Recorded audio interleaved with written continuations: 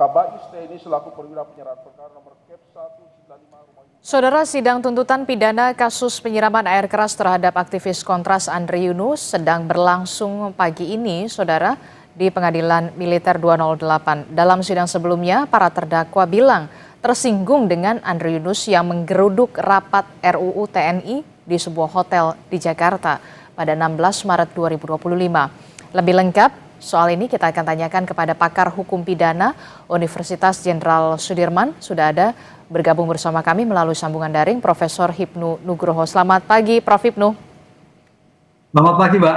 Iya, Prof. Hipnu, ini kan kalau kita lihat ya, saat ini sedang berlangsung pembacaan sidang tuntutan kepada 4 terdakwa. Jadi kita ingin tahu dulu secara sederhananya, apa saja faktor yang biasanya menjadi pertimbangan jaksa atau auditor militer dalam menentukan sebenarnya besaran tuntutan pada kasus penyiraman air keras. Apakah ini berdasarkan kepada para peran-peran masing-masing terdakwa? Prof. Hipnu? Iya, ini Mbak. Tuntutan adalah bagian dari proses pembuktian pada saat awal pembuktian saksi-saksi, barang bukti maupun ahli. Oleh karena itu, dalam pembuktian itu menurut kami adalah sebagai jantungnya dalam suatu proses persidangan, apalagi terkait peradilan militer. Oleh karena itu, dalam kasus ini tampaknya kalau kita hanya mendengarkan pada keterangan terdakwa, itu tidak valid, Mbak. Dalam konteks ilmu pembuktian, keterangan terdakwa, keterangan tersangka, konsepnya adalah non-self-incrimination. Bahwa keterangan terdakwa itu hanya untuk dirinya sendiri. Dan itu. Jadi kalau sebagai pengakuan atas dendam, saya kira perlu diperdebatkan. Apakah dendam ataukah lain? Ini yang saya kira tidak sampai dibuka dalam suatu konsep objektivitas. Karena peradilan itu suatu objektivitas. Tapi tampaknya juga dari barang bukti, ahli kurang mendukung, dan sebagainya. Nah disinilah perdebatannya kalau kita sebagai dalam konteks hukum acara pidana itu, peradilan pidana adalah mencari kebenaran material adalah kebenaran yang sebenarnya, tampaknya tidak tertutupi. Itu Mbak. Oke. Karena berdasarkan pada keterangan-keterangan terdakwa yang kemudian dilakukan pada bukti-bukti yang ditemukan dalam suatu TKP yang bersangkutan. Ini yang kita janggal gitu. Oke. Nah ini kan kalau kita lihat kan sebelumnya sidang ini memang sempat ditunda karena memang ingin dihadirkan dokter yang merawat dari korban yakni Andre Yunus dan juga ahli pidana. Nah kalau mengacu kepada tuntutan yang kemudian nanti kita akan lihat yang sudah diajukan, ini apakah juga nantinya akan mencerminkan kepada tingkat luka fisik atau trauma psikologis yang kemudian dialami korban? Kalau tadi Anda sempat menyinggung, sebenarnya tidak cukup ini hanya dengan pengakuan dari para terdakwa saja, karena memang ada dendam dan segala macam. Ya, begini, memang betul. Dalam hal tuntutan adalah kalau kita sudahlah dalam hal seperti itu kita fokus pada yang sekarang dituntut oleh auditor. Dalam hal seperti ini akan terlihat nanti kalau kita dakwaannya kan pasal 65, pasal 67, pasal 69 kan. Itu dan Jarji. Sehingga dilihat peran masing-masing. Ini kan terkait turut serta, Mbak. Jadi kalau pasal 80 itu turut serta ada kehendak sama atau tidak. Mana yang turut serta, mana yang sebagai aktor dalam melakukan seperti itu. Dalam hal seperti ini kalau kita lihat sebagai bentuk lukanya luka berat, mau tidak mau pidana yang maksimal. Yang ditentukan bahwa tindakan percobaan atau penganiayaan menyebabkan lukanya berat. Lah, luka berat ringan itu yang ditentukan oleh ahli kedokteran forensik. Oke. Nah, kalau kita mendengar dari kalimat kemarin persidangan sampai misalkan cacat permanen itu masuk kualifikasi luka berat. Lah, kalau luka berat berarti tuntutan yang dilakukan kalau hanya mendasarkan pada persidangan ini adalah tuntutan yang maksimal yang diancamkan dalam surat dakwaan. Oke, jadi kalau memang kita lihat dengan kondisi Andre Yunus ini masuknya ke dalam luka berat. Nah, dalam hukum pidana Indonesia begitu ya, dalam hal ini juga masuk ke, saya tidak tahu kalau untuk pengadilan militer akan seperti apa. Apakah soal kasus penyiraman air keras yang kemudian berbuntut kepada korban sampai menderita luka berat begitu ya, luka permanen, lebih tepat dikualifikasikan ini sebagai penganiayaan berat, percobaan pembunuhan ataukah kemudian masuk kepada tindak pidana lain? Ya, karena pertanyaannya begini, Mbak. Pertanyaannya kita dalam hal ini kan melihat berdasarkan fakta yang di lapangan. Fakta yang di lapangan. Kalau kita melihat fakta-fakta yang di lapangan kaitannya mencoba, kaitannya dengan menyiram racun, tapi tampaknya itu adalah sebagai penganiayaan. Sebab kalau pembunuhan biasanya juga total dengan senjata atau dengan apa dan sebagainya. Tapi ini paling berat. Jadi sebagai bentuk teror kan begitu kan. Nah, oleh karena itu dalam seperti ini dengan bukti yang ditemukan. Nah, bukti yang ditemukan dalam TKP, ranahnya memang sepertinya dalam pasal penyeberangan. Tapi cuma masalahnya begini, Pak. Ini tidak membuka takbir yang terjadi. Dan itu permasalahan seperti itu. Apakah keempat tersangka itu kembali lagi kemarin? Apakah tindakan pribadi? Karena ini statusnya militer loh. Dalam militer tidak ada anak buah yang salah. Itu doktrin. Lah, ini yang tidak terbuka. Lah, oleh karena itu kalau kita kembali lagi pada hari ini yang dilakukan penuntutan oleh auditor, ya mau tidak mau kalau kita sebagai bentuk alasan penjeraan dalam konteks hukum walaupun KUHP baru menuntut pada restoratif bahkan korektif, tapi kalau sudah penganiayaan berat itu saya kira tidak masuk kualifikasi korektif atau rehabilitatif, tapi adalah suatu pembalasan. Nah, dengan demikian dalam seperti ini auditor harusnya nanti menuntut yang terberat yang diancamkan dalam pasal yang didakwakan. Termasuk juga soal penilaian, ada tidaknya unsur kesengajaan, ada tidaknya pastinya unsur perencanaan di sana, tapi jangan dijawab dulu Prof. Hipnu. Usai jeda kami akan temukan jawabannya, tetaplah bersama kami dalam Breaking News Kompas TV. Dan saudara, kita lanjutkan dialog mengenai sidang tuntutan kasus penyiraman air keras terhadap aktivis Kontras, Andre Yunus. Lebih lengkap kita ulas bersama pakar hukum pidana Universitas Jenderal Sudirman, Prof. Hipnu Nugroho. Prof. Hipnu, tadi kita juga sudah membahas begitu ya, bagaimana kemudian pidana ataupun perbuatan yang dilakukan oleh para terdakwa ini dikualifikasikan sebagai penganiayaan berat, percobaan pembunuhan, atau tindak pidana lain. Nah, biasanya kalau dalam kasus ini, Prof, bagaimana kemudian hakim bisa menilai unsur kesengajaan dalam kasus seperti ini? Ya, gini Mbak, dalam suatu konsep pertanggungjawaban, unsur subjektif pelaku itu sangat penting. Makanya tadi dikatakan oleh auditor bahwa pelaku terdakwa sekarang itu adalah pelaku aktif. TNI aktif, sehat. Nah, dalam hal seperti ini berarti kalau sebagai TNI aktif, sehat, ada kemampuan bertanggung jawab.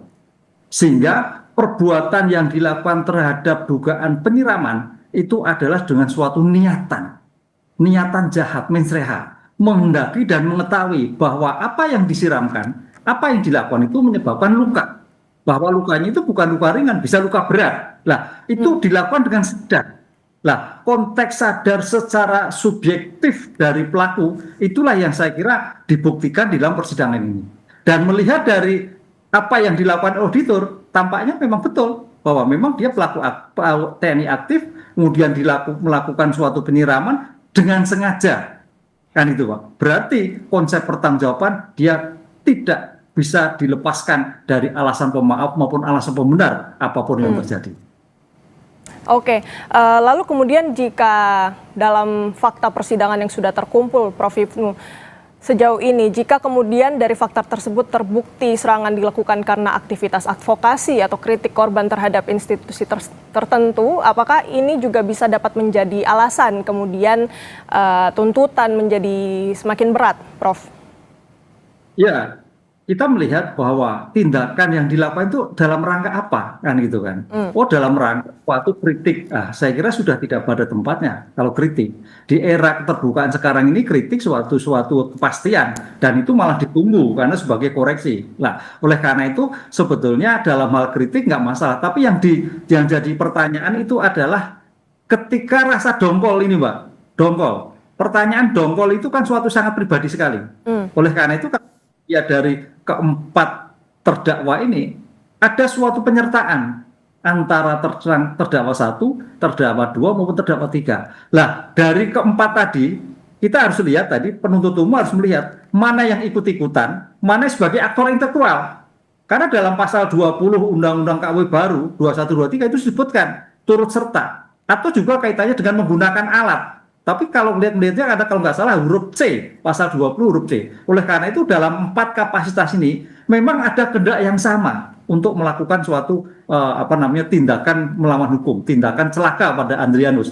Tapi pertanyaannya bobot yang dilakukan, lah mudah-mudahan seperti itu. Ataukah, keempat itu melakukan kehendak yang sama. Kalau itu melakukan kehendak sama, tuntutan harus dilakukan juga sama. Tapi kalau memang bobot yang dilakukan kesertaan itu berbeda, berarti tuntutan dari empat itu ada yang berbeda. Kalau misalnya kita juga melihat pada tingkat keparahan dari luka yang diakibatkan penyiraman air keras tersebut, Prof, apakah ini juga bisa menjadi kemudian hal yang semakin memberatkan tuntutan menurut Prof Hipnu? Ya, kalau memang seperti ini kan sudah disebutkan tadi oleh auditor pasal 69, pasal 469 itu menjadikan luka berat. Pertanyaan apa itu luka berat? Itu sudah ditentukan secara strikte dalam KUHP. Luka berat itu diantaranya adalah sampai cacat, kehilangan pekerjaan, tidak dapat melakukan suatu pekerjaan. Lah, kayak Andri itu masuk kualifikasi itu. Dengan demikian tuntutan yang dilakukan penuntut umum itu mau tidak mau harus masuk kualifikasi luka berat terhadap korban. Nah, karena itu luka berat, maka idealnya kalau kita melihat situ adalah dituntut maksimal seperti yang dirumuskan dalam pasal yang didakwakan. Apa? 12 tahun. Nah, ini Mbak, ini yang menjadikan memang ini agak lebih ringan ya kalau kita lihat dalam tingkatan-tingkatan seperti ini. Harusnya kan ya dakwaannya Mbak, makanya ini yang terjadi seperti itu kan tuh. Makanya publik kan bertanya-tanya terhadap konteks dakwaan dan persidangan hari ini gitu. Oke, dakwaan kemudian 12 tahun. Tapi kalau kita melihat presiden persidangan militer sebelumnya, Prof Hipnu, apakah ini justru bisa melampaui dakwaan atau justru tuntutannya bisa lebih ringan kalau dilihat dari fakta persidangan yang sudah tersaji di persidangan akhir-akhir ini, Prof? Ya, kita harus melihat dalam suatu konteks persidangan, auditor itu adalah mewakili korban, mewakili masyarakat. Sehingga kalau korban hari ini sampai misalkan cacat, tidak bisa melaksanakan tindakan kesehariannya, ya mau tidak mau auditor hari ini menuntut kualifikasi yang paling berat, yaitu 12 tahun. Tidak ada yang lain. Kalau toh itu putusan majelis itu lain pertimbangan majelis. Majelis pun juga tidak bisa melewati pasal yang diancamkan dalam pasal yang didakwakan. Karena koridor yang dilakukan dalam KUHP itu terhadap KUHP itu minimal 1 hari, maksimal 12 tahun yang diancamkan dalam pasal yang didakwakan. Nah, gitu Pak. Dengan demikian, kalau penuntut ya 12 tahun, nanti penasihat hakim 12 tahun, nggak mungkin lebih karena suatu putusan itu akan keliru apabila memutus lebih dari yang diancamkan dalam pasal yang didakwakan. Nah, paling tidak nanti pidana pokok ini sebagai bentuk perwakilan masyarakat auditor ada pidana pokok, juga ada pidana tambahan. Apa itu pidana tambahan? Di antaranya adalah pemecatan sebagai TNI. Lah, itu sebagai bentuk imbangan mungkin dari suatu persidangan yang cukup adil seperti itu. Oke. Prof, kami juga ingin membahas tadi yang menarik juga adalah di mana di era sekarang ini sudah sangat terbuka jika motifnya kemudian jengkel. Apakah ini bisa serta-merta ditranslate atau bisa diartikan ini juga suatu motif untuk membungkam aktivis begitu yang kemudian bisa punya konsekuensi hukum tersendiri dalam penjatuhan pidana terhadap para terdakwa ini, Prof? Ya, ini Mbak, memang suatu peradilan itu kan mencari kebenaran material, saya katakan. Kebenaran material itu adalah kebenaran sebenar-benarnya. Beda dengan perdata, mencari kebenaran formal. Oleh karena itu dalam konteks persidangan ini tampaknya peradilan hanya mendasarkan bukti dan keterangan-keterangan terdakwa. Keterangan-keterangan terdakwa. Keterangan terdakwa pada konteks hukum sistem pembuktian, keterangan terdakwa itu paling akhir. Bahkan keterangan terdakwa itu tidak disumpah. Keterangan terdakwa tidak punya kekuatan pembuktian, asas non exclusion. Lah, di sini yang terjadi. Tapi tampaknya ini yang mampu mengungkap gitu loh. Oleh karena itu sebetulnya yang saya bayangkan dulu majelis hakim mampu mengungkap sebetulnya motifnya apa, atau paling tidak penuntut umum motifnya apa, siapa atasannya dan sebagainya. Dari bukti-bukti secara komprehensif itu bisa dikembangkan dalam suatu persidangan. Lah ini kan akhirnya nggak ketemu, hingga seolah-olah hanya dalam hal pada terdakwa yang sekarang di sidang, si tidak masuk bagaimana akibat perbuatan yang sebelum terjadi. Nah, di sini padahal dalam suatu persidangan itu ada membuka seluas-luasnya. Ini yang tidak ketemu. Nah, satu lagi. Yang kedua, sebetulnya kalau kita koreksi ya peradilan ini ya, suatu peradilan yang baik, due process of law, itu adalah dalam suatu persidangan menghadirkan apa? Korban. Dan itu. Makanya majelis kemarin menghadirkan dokter. Korbannya ingin dihadirkan, Mbak. Korban itu wajib dihadirkan. Karena korban akan melihat bagaimana sih sebetulnya peristiwa itu terjadi. Lah, tampaknya ini kemarin dilewati karena kondisi katanya lagi sakit. Kemudian diwakili para dokter yang bersangkutan. Lah, dalam suatu konteks sistem hukum yang mencari kebenaran material, menurut saya kurang optimal. Makanya kemarin harusnya ditunda dulu sampai korban bisa memberikan keterangan atau memberikan keterangan sehingga perkara seperti apa. Masalah mau tidak mau itu objektivitas di persidangan. Tapi paling tidak sebagai konsep peradilan yang mengedepankan due process of law, hadirnya korban dalam satu persidangan itu tercapai. Begitu. Tadi juga yang disoroti Prof. Hipnu memang ada beberapa hal yang harus dikoreksi ya, sayang sekali bahwa kemudian korban tidak dapat dihadirkan sehingga tidak dapat menggali lebih objektif begitu ya dari sisi korban seperti apa. Yang ingin saya tanyakan terkait dengan bagaimana kemudian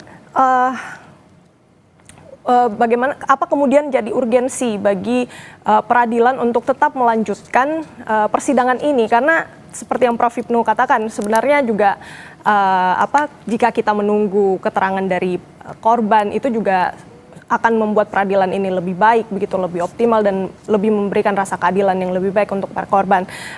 Namun kita tahan sebentar, Prof. Hipnu, kita coba kembali ke Pengadilan Militer Jakarta Timur yang sedang berlangsung saat ini, saudara. Dapat mengejar pelaku hingga Sidang tuntutan pidana kasus penyiraman air keras terhadap aktivis Kontras Andri Yunus. Dan menyerahkan sepeda motor tersebut kepada saudara Andri Yunus.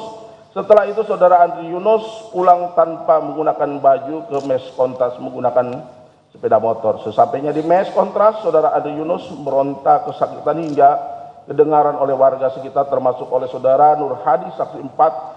Setelah warga melihat kondisi saudara Andri Yunus, warga sekitar membawa saudara Andri Yunus ke RSCM atau Rumah Sakit Cipto Mangunkusumo menggunakan sepeda motor. J.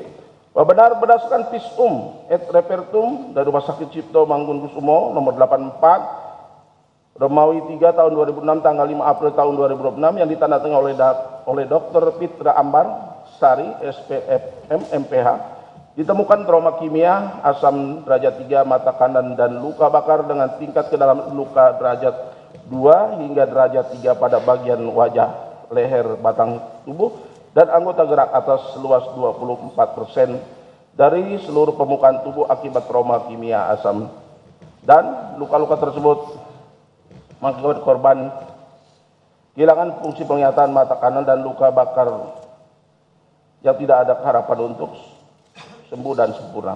Kak, benar setelah kejadian penyiraman aki dicampur dengan cairan pembersih karat tersebut, saudara Andri Yunus masih dapat bisa mengendarai sepeda motor dengan mengendarai sepeda motornya dan meninggalkan TKP. Benar setelah korban disiram cairan aki dicampur dengan cairan pembersih karat oleh terdakwa satu, korban berteriak kesakitan dan ditolong oleh warga sekitar dengan menyiramkan air mineral ke wajah dan seluruh badan saudara Andri Yunus. Selanjutnya, saudara Andri Yunus pulang ke mes Kontras yang berjarak kurang lebih 50 meter dari tempat kejadian dengan mengendarai sepeda motornya. Bahwa benar saudara Andri setelah sampai di mes Kontras, saksi 4 Nur Hadi mendengar saudara Andri Yunus berteriak kesakitan. Kemudian saksi 4 melihat saudara Andri Yunus diantar oleh temannya ke RSCM. Bahwa benar menurut keterangan ahli Dr. Parionto saat Modiwiryo, saudara Andri Yunus menjalani perawatan di RSCM sejak tanggal 13 Maret tahun 2026 sampai dengan 15 April tahun 2026. Selanjutnya, saudara Andri Yunus diizinkan pulang dan menjalani rawat jalan mulai tanggal 16 April tahun 2026. Bahwa benar operasi penambalan kulit dilakukan dengan menggunakan lapisan tulang dan kulit tipis dari paha untuk menutupi area luka yang luas. Dan saat ini penutupan kulit telah mencapai 98%. Namun pemulihan secara sempurna memerlukan waktu dan peluang korban saudara Andri Yunus yang sudah korban saudara Andri Yunus untuk sembuh diperkirakan adalah sebesar 80%. B.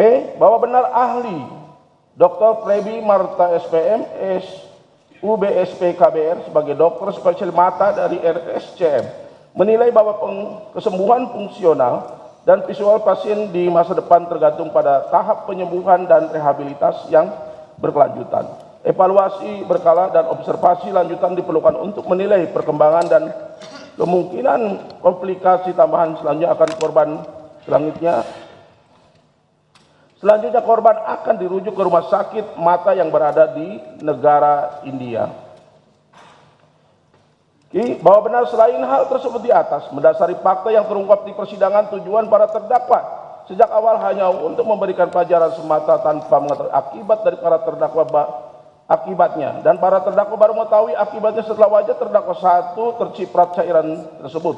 Sehingga niat atau mens rea awal para pelaku yang direncanakan melakukan penyiraman biasa, namun akibat eksekusi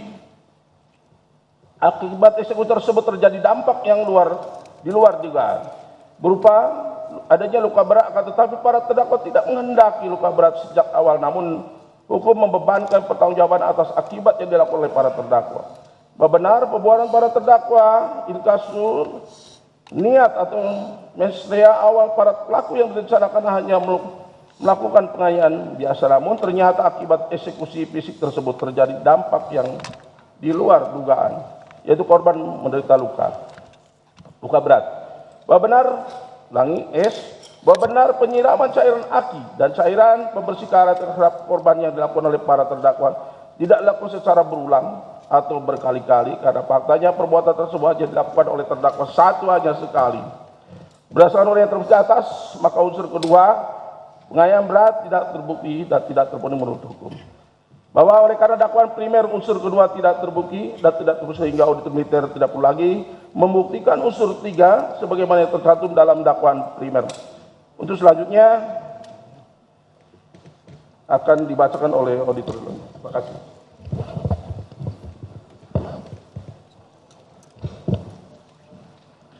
Bahwa selanjutnya auditor militer akan membuktikan dakwaan subsidiar pasal 468 ayat 1 Undang-Undang Nomor 1 Tahun 2023 tentang KUHP, junto pasal 20 huruf C Undang-Undang Nomor 1 Tahun 2023 yang berbunyi setiap orang yang turut serta melakukan tindak pidana melukai berat orang lain dipidana karena penganiayaan berat yang mengandung delik unsur sebagai berikut. Unsur ke-1, setiap orang yang turut serta melakukan tindak pidana. Unsur kedua, melukai berat orang lain.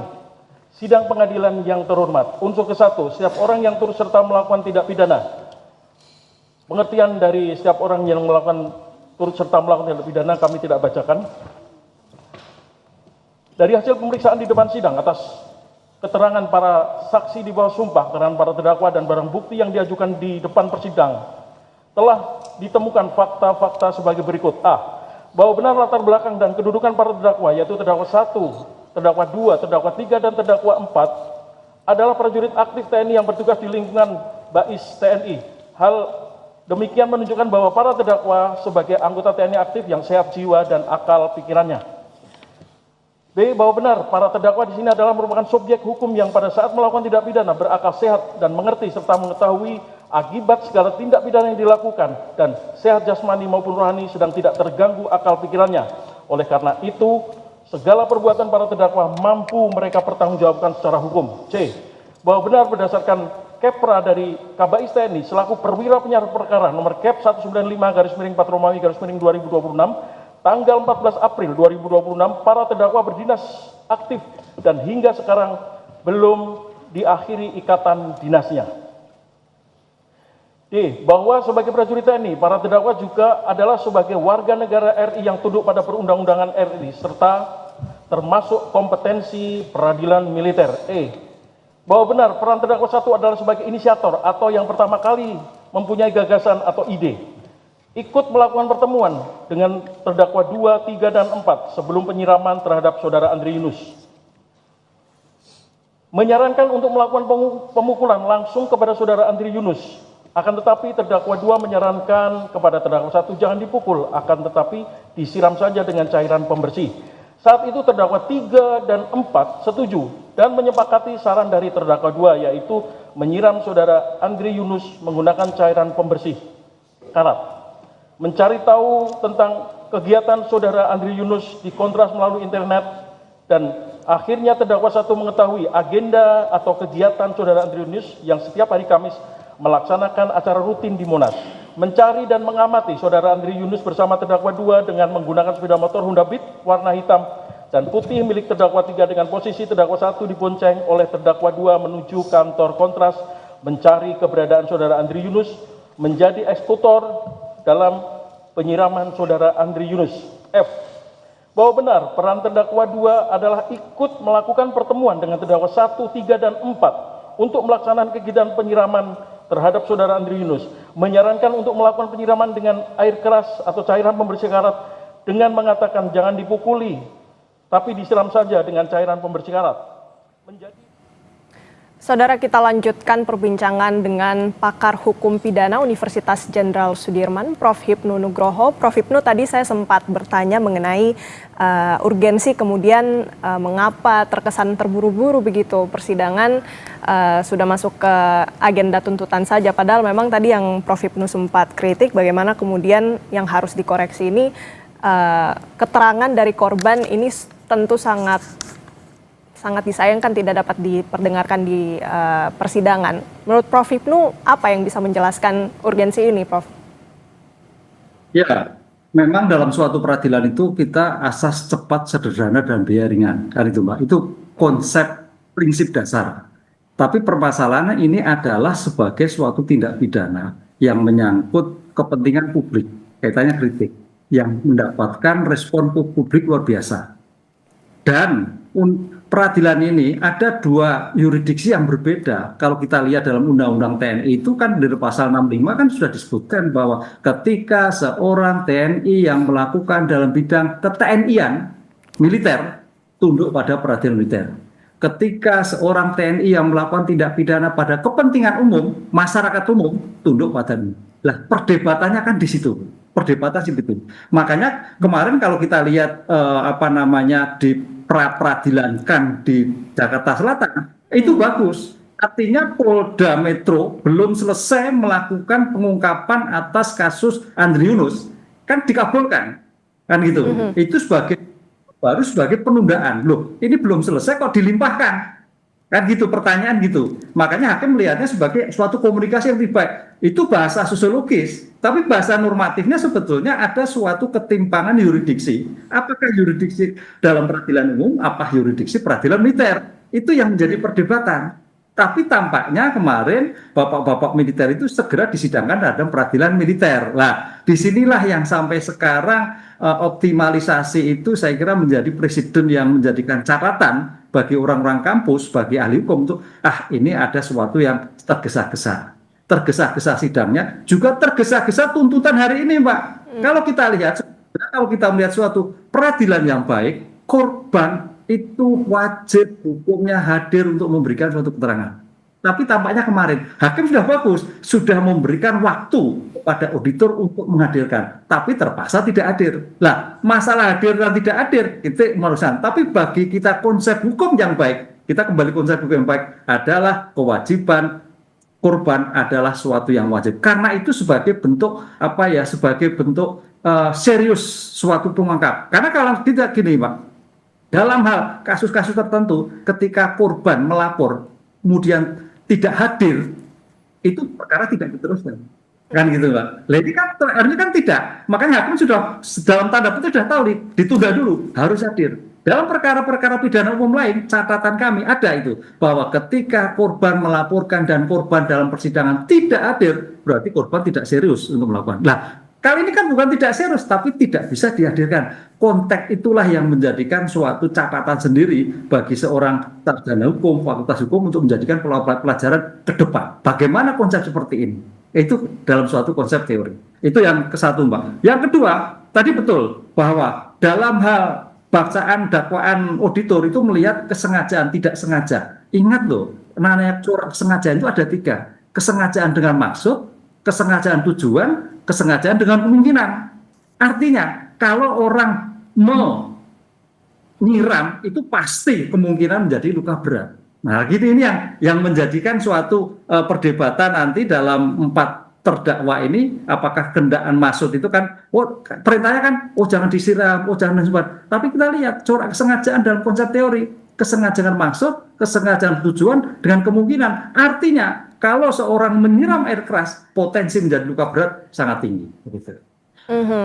Iya, jadi bisa dikatakan bahwa seharusnya sudah sadar begitu ya para terdakwa ini kalau memang efek yang ditimbulkan dari air keras itu seperti itu ya, Prof. Hipnu. Saya sangat tertarik membahas bagaimana kemudian putusan pra-peradilan yang sempat tadi Prof. Hipnu katakan, apakah ini menjadi sebuah harapan juga bahwa ketika di peradilan militer nampaknya mungkin belum memenuhi rasa keadilan untuk korban, maka selanjutnya bagaimana di peradilan sipil. Tapi kita tahan sebentar, bisa dijawab usai jeda. Tetap di Breaking News Kompas TV. Dan kita lanjutkan dialog bersama pakar hukum pidana Universitas Jenderal Sudirman, Prof. Hipnu Nugroho. Prof. Hipnu, saya kembali ke pertanyaan saya yang tadi yang sempat terputus, bagaimana kemudian pra-peradilan ini memutuskan bahwa Polda Metro Jaya harus kembali mendalami atau melanjutkan penyelidikan dalam kasus penyiraman air keras terhadap aktivis Kontras Andri Yunus. Jika Prof. Hipnu melihat bahwa peradilan militer ini gagal begitu ya menghadirkan korban, menghadirkan kesaksian korban, lantas bagaimana nasibnya kalau misalnya Polda Metro Jaya kemudian melanjutkan penyelidikan? Adakah harapan bahwa kasus ini dibawa ke peradilan sipil juga, Prof? Ya, menarik, Mbak. Memang pra-peradilan kemarin yang kita lihat di Jakarta Selatan itu pra-peradilan yang menurut perkembangan KUHP baru. Jadi pra-peradilan sekarang itu adalah diperluas.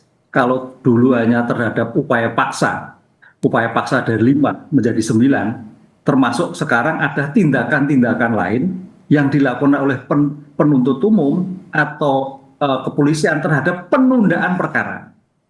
Nah, kasus Andri Yunus itu kan waktu itu kan disidik oleh Polda Metro Jaya, kan itulah. Oleh karena itu dalam suatu penyidikan itu harus ada suatu selesainya. Dalam konteks hukum itu ada namanya litis finire operate. Nah, hukum kan belum selesai pengungkapan, tapi kok kemudian disidangkan dalam peradilan militer. Nah, ini pertanyaannya. Sedangkan dalam KUHP baru ada namanya penundaan. Oleh karena itu dalam suatu penundaan itu dikatakan penundaan diam-diam. Dengan demikian kemarin kalau saya baca di beberapa media itu akhirnya dikabulkan oleh majelis bahwa Polda belum selesai menangani suatu perkara yang bersangkutan. Polda belum selesai menangani kasus Andri Yunus, makanya harus dilanjutkan. Nah, itu kan diungkapkan, diperintahkan. Lah, pertanyaan yang kedua, apakah para terdakwa ini bisa dilakukan kembali? Agak sulit, Mbak. Karena kita berlaku nebis in idem. Seseorang tidak dapat dituntut untuk 2 kali. Tapi paling tidak, dengan penundaan perkara, dengan mempersilahkan Polda untuk melakukan tes terus, adalah bisa membuka suatu perkara itu sebetulnya siapa dalangnya, siapa lagi orangnya, bagaimana perencanaannya. Nah, itu yang dikehendaki. Sehingga keempat ini sudah selesai. Tapi yang lain, mudah-mudahan Polda bisa membuka terhadap takbir perkara penyiraman kasus air keras. Itu yang saya nilai di dalam suatu penilaian oleh majelis. Oleh karena itu kalau dalam sekarang ini memang, Mbak, kalau kita melihat suatu penanganan perkara itu polisi, kejaksaan harus gercep orang sekarang. Artinya kalau memang tidak cukup harus segera dihentikan. Ya, penghentian itu sebagai pasien tidak ada penundaan. Karena penundaan itu ada menjadi justice kapan perkara. Lah ini kan tidak kemarin. Nah, itu sudah berapa kali waktu itu di Cirebon juga pernah terjadi perkara. Dan ini saya kira pembelajaran bagi setiap penyidik, setiap penuntut umum ketika melakukan penyidik harus ada kepastian apakah diteruskan atau tidak. Begitu. Oke, baik. Jadi bisa dikatakan bahwa meskipun nantinya Polda Metro Jaya akan melanjutkan penyelidikan, apapun hasil pengungkapannya ini tidak akan serta-merta membuat suatu perubahan di peradilan militer ini ya, Prof. Jadi memang ini tergantung lagi kepada hakim dan juga bagaimana auditor nanti memutuskan tuntutannya. Ya, betul. Jadi yang sekarang sudah selesai 4 orang ini. Yang kan adalah sekarang pertanyaan apa motif dari orang ini? Apakah ada orang lain? Kan pertanyaan seperti itu kan? Karena dalam suatu pengungkapan perkara itu harus jelas, harus objektif kan gitu. Dengan demikian ada keinginan kemarin itu ditutup-tutupi jangan sampai. Makanya dalam seperti ini kemarin Polda Metro Jaya belum buktikan, tapi kemudian diserahkan kan. Karena tadi bicara di dalam Undang-Undang Peradilan Militer pasal 937 itu dikatakan bahwa ketertiban militer adalah mengadili orang yang statusnya militer. Nah, Polda ketika itu berpikir bahwa ini statusnya militer, maka diserahkan pada peradilan militer. Harusnya Polda waktu itu ya dihentikan, sehingga jangan sampai dikatakan sebagai penundaan perkara. Masih gantung gitu. Oleh karena itu, makanya begitu diajukan pra peradilan menang. Untuk perkara itu dilanjutkan. Nah, dilanjutkan atau tidak, saya kira Bapak Polda nanti akan melihat bagaimana mampu nggak mengungkap takbir perkara penyiraman yang bersangkutan. Apakah hanya 4 orang itu, ataukah ada oknum-oknum lain yang berpotensi menjadi tersangka. Oke, penegasan Prof, berarti kalaupun nanti Polda Metro Jaya kembali melakukan atau melanjutkan penyelidikan dalam kasus penyiraman air keras terhadap aktivis Andri Yunus ini, yang kemudian bisa dipidanakan itu kalau misalnya nanti ditemukan bukti bahwa ada aktor lain yang kemudian juga terlibat dalam kemudian dalam kasus penyiraman ini, Prof. Ya, yang dilakukan ada faktor-faktor aktor-aktor lain di luar 4 yang terdakwa sudah disidangkan. Karena terdakwa sudah selesai, karena tertutup asas nebis in idem, seseorang tidak dapat dituntut untuk 2 kalinya, kan gitu lah. Lah, aktor lain itu siapa? Lah itulah saya kira nanti Bapak Polda yang akan membuka. Mampu membuka atau enggak? Kalau memang tidak mampu membuka atau tidak ada, ya ditutup demi kepentingan hukum. Artinya tidak ada bukti lain, kan gitu Pak. Tapi apakah itu bukti kepentingan hukum itu suatu final? Belum. Artinya ketika masyarakat ataupun korban Pak Andri Yunus itu melaporkan kembali, juga untuk ditindaklanjutin. Artinya suatu perkara itu jangan sampai gantung.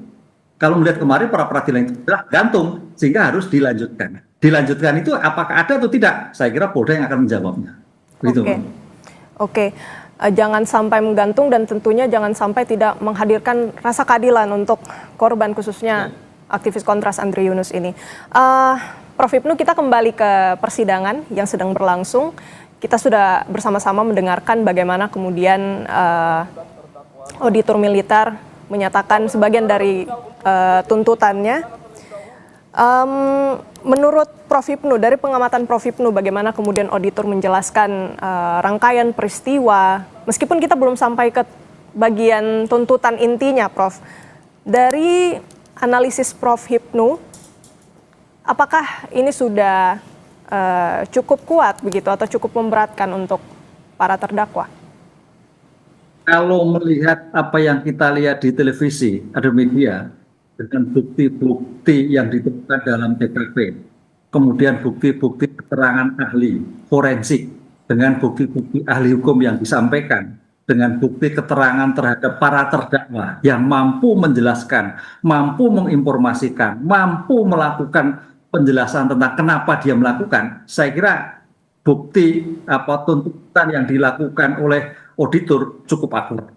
Tidak ada sedikit pun sebagai alasan pembenar, tidak ada sedikit pun alasan pembenar bahwa apa yang dilakukan adalah terhadap motif dendam tadi, penyiraman. Dan itu sudah diakui, kan itu kan. Diakui artinya pengakuan itu walaupun pengakuan itu hanya untuk nilai sendiri-sendiri, tapi berdasarkan bukti-bukti yang di persidangan, saya kira sudah mendukung apa yang dilakukan pengakuan yang ada di dalam persidangan loh. Kita lihat persidangan yang ada sekarang ini. Sehingga mudah-mudahan sebagai bentuk asas keadilan, kita bicara keadilan dan merupakan asas penjeraan terhadap siap pelaku, karena bicara putusan, bicara hukum adalah bicara untuk penjeraan, bisa kepastian, bisa keadilan. Oleh karena itu akan bermanfaat siapapun yang anggota TNI yang melakukan tindakan yang sama akan mengundurkan diri untuk tidak melakukan suatu tindakan serupa atas tindakan tersebut. Sehingga apa yang terjadi? Mudah-mudahan auditor memutus maksimal yang dirumuskan dalam surat dakwaan. Baik, tentunya kita berharap apa yang kemudian disampaikan oleh auditor militer, meskipun kita belum sampai ke bagian inti tuntutan ya Prof, namun sejumlah fakta persidangan juga turut disampaikan oleh auditor militer. Kita berharap gitu ya, sejumlah fakta ini bisa kemudian mendukung bagaimana mewujudkan rasa keadilan bagi korban, meskipun tadi yang sudah kita sampaikan juga ya Prof, bahwa sayang sekali persidangan militer ini tidak dapat menghadirkan korban, yang tentunya kesaksian ini bisa menambahkan unsur-unsur yang kemudian bisa memberatkan bagi tuntutan para terdakwa. Oke, kita coba bahas bersama bagaimana kemudian Kejagung hari ini menggeledah kantor Badan Gizi Nasional. Yang kita tahu juga kemarin baru saja diganti begitu ya Kepala Badan Gizi Nasional yang baru, yakni Nanik S. Deyang. Bagaimana Prof Hipnu membaca situasi ini, Kejagung hari ini menggeledah kantor BGN, Prof? Ya, penggeledahan adalah bagian dari upaya paksa untuk menemukan bukti adanya suatu tindak pidana. Penggeledahan dilakukan pasti berdasarkan sumber tindakan. Apa itu sumber tindakan? Sumber tindakan adanya laporan masyarakat atau diketahuinya sendiri atau hasil dari pengungkapan penyidik sendiri. Nah, di sini Kejaksaan Agung tampaknya ingin memastikan laporan-laporan yang dilakukan masyarakat terhadap BGN ada buktinya atau tidak. Ada sehingga apakah itu bukti kaitannya barang, apakah itu kaitannya bukti-bukti elektronik, ataukah bukti-bukti kaitannya dengan dokumen-dokumen terhadap BGN. Nah, oleh karena itu sebagai untuk menguatkan, karena kan ini kan tindakan penyidikan nanti kan, tindakan penyidik adalah tindakan untuk mengumpulkan bukti dalam penentukan tersangka. Bukti itu diperoleh baik dari laporan ataupun penggeledahan. Nah, konsep penggeledahan itu adalah untuk menguatkan bukti-bukti yang disampaikan yang sudah diperoleh untuk menentukan siapa sih yang bertanggung jawab atas perkara yang bersangkutan. Jadi itu sebetulnya dari bukti yang dilakukan penggeledahan itu untuk menentukan siapa yang paling bertanggung jawab atas dugaan terjadinya kasus yang di BGN. Nah, dengan demikian, kalau itu nanti sampai suatu penggeledahan sudah diolah demikian rupa, keterangan saksi diperoleh, keterangan bukti akan ditentukan siapa yang bertanggung jawab, siapa yang berpotensi menjadi tersangka. Dalam konteks hukum, siapapun yang dipanggil sebagai saksi berpotensi untuk menjadi tersangka, tergantung bukti yang ditemukan oleh penegak hukum itu mengarah kemana. Berarti memang kalau yang dibaca Prof Hipnu ini, bagaimana kemudian Kejagung melakukan penggeledahan ini sepertinya untuk menindaklanjuti laporan masyarakat yang kemudian menyoroti sejumlah kejanggalan dari segi pengadaan begitu ya. Prof Hipnu bagaimana kemudian membuktikan nantinya apakah benar laporan ini benar-benar valid, kemudian bagaimana dengan alat bukti untuk mendukung pelaporan tersebut. Terima kasih banyak sudah berbagi pandangan kepada kami Prof Hipnu Nugroho untuk dua kasus yang berbeda. Tadi kita sempat membincangkan soal persidangan di pengadilan militer untuk kasus Andri Yunus dan juga untuk penggeledahan di kantor Badan Gizi Nasional yang dilakukan oleh Kejagung. Terima kasih banyak pakar hukum pidana Prof Hipnu Nugroho sudah berbagi pandangan di Kompas TV. Sehat selalu Prof.